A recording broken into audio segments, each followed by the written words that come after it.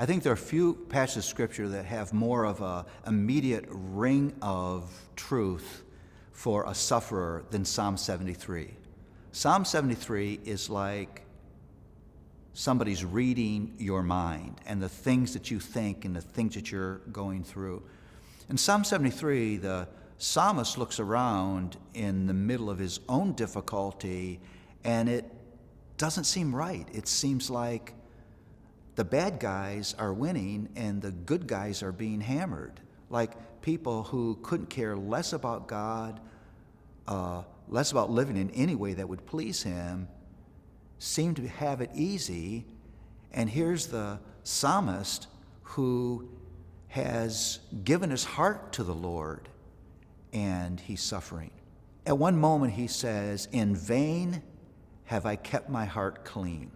Think about that. He's saying, I believed in you for this. I've obeyed you for this. Is this what I get?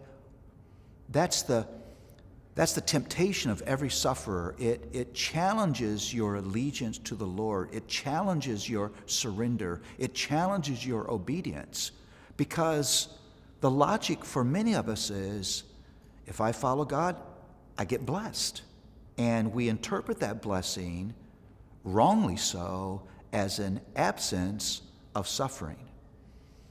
And so you watch in the psalm, the psalmist beginning to move from actually a place of envying those who aren't suffering and being eaten up by envy, to struggling for his own heart, holding on to God, and actually embracing finally the reality of eternity.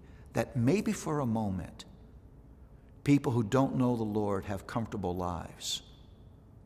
But for eternity, my life will be absolutely perfect, free of all the things that I'm now suffering. What an amazing thing.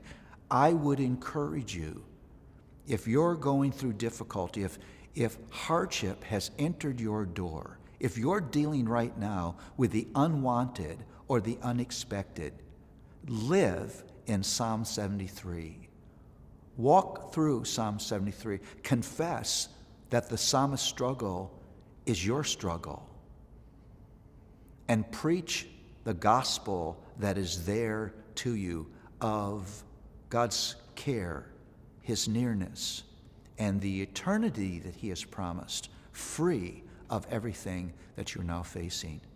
I commend to you Psalm 73.